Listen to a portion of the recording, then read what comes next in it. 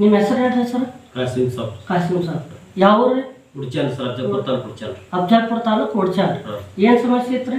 ಮೂಲಾದಿ ಸಮಸ್ಯೆ ಇತ್ತು. ಮೂಲಾದಿ ಸಮಸ್ಯೆ ಇತ್ತು. ಮೂಲಾದಿ ಸಮಸ್ಯೆ ಇತ್ತು. ನಮ್ಮ ಎಸ್ಟಿಜ್ ಕಂಪ್ನಿಯಿಂದ ಪ್ರಾಡಕ್ಟ್ಗಳು ಕೊಟ್ಟಿವಿ. ಆದ್ಮ್ಯಾಗ ಅವ್ರಿಗೆ ಏನು ಸಮಸ್ಯೆಗಳನ್ನ ಯಾವ ಥರ ಕ್ಲಿಯರ್ ಆಗಿದೆ ಅನ್ನೋದು ಅವ್ರಿಗೆ ಕೇಳಮ್ರಿ. ಯಾವ ಥರ ಒಂದು ಇದು ಆಗಿದೆ ಸರ್? ತೊಗೊಂಡಾದ್ಮೇಲೆ ಹೆಂಗೆ ಸರ್? ಆರಾಮಾಗಿದ್ರು ಸರ್. ಅವರು ಸರ್ 15 ದಿನ ಟೈಮಿಂಗ್ ಕೊಟ್ರಿ.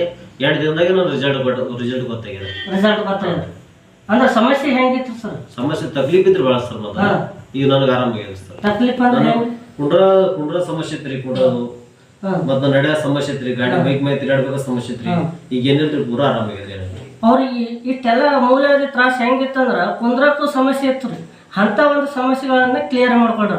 ನಿಮ್ಗೆ ಯಾರು ಹೇಳ್ಯಾರ ಸರ್ ಇದು?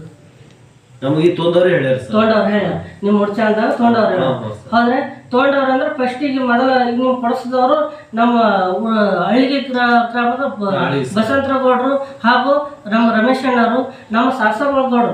ಈ ಸಾಸಬಾಳ ಗೌಡ್ರಿಂದ ನಾವೆಲ್ಲ ಏನು ಮಾಡಿದ್ವಿ ಅಂದ್ರೆ ಮಹೇಶ್ ಸರ್ ಏನು ಮಾಡ್ಯಾರ ಅಂದ್ರೆ ಫಸ್ಟಿಗೆ ಬಂದು ಅವ್ರ ಕಾಶಿಮಣ್ಣವ್ರಿಗೆ ಮಾಹಿತಿ ಕೊಟ್ಟು ಎಲ್ಲನೂ ಇದು ಮಾಡಿದಾಗ ಏನಾಯ್ತು, ನಿಮ್ಗೆ 15 ದಿನದ ಕ್ಲಿಯರ್ ಆಗ್ತದೆ ಅಂತ ಹೇಳಿ ಹೇಳಿದಾಗ ಅವ್ರಿಗೆ ಅಣ್ಣರಿಗೆ ಏನಿದೆ 8 ದಿನದ ಕ್ಲಿಯರ್ ಆಗಿ ಅವರನ್ನು ಕ್ಲಿಯರ್ ಮಾಡಿಸ್ಕೊಂಡು ಫೋನ್ ಹಚ್ಚಿ ಹೇಳ್ಯಾರ. ಏನಾಗ್ಯದ ಅಂದ್ರೆ ನಮ್ಗೆ 8 ದಿನದಾಗ ಹಗುರ ಸರ್, ಮತ್ತೆ ನಾವು 4 ಮಂದಿ ಕೊಡಿಸ್ಲಾಕತ್ತೀನಿ ಅಂತ 4 ಮಂದಿಗೆ ಹೇಳಿದ್ರಿ ಸರ್. 4-5 ಮಂದಿಗೆ ಹೇಳಿ ಅವರು ಕೊಡಿಸ್ಲಾಕತ್ತಾರ.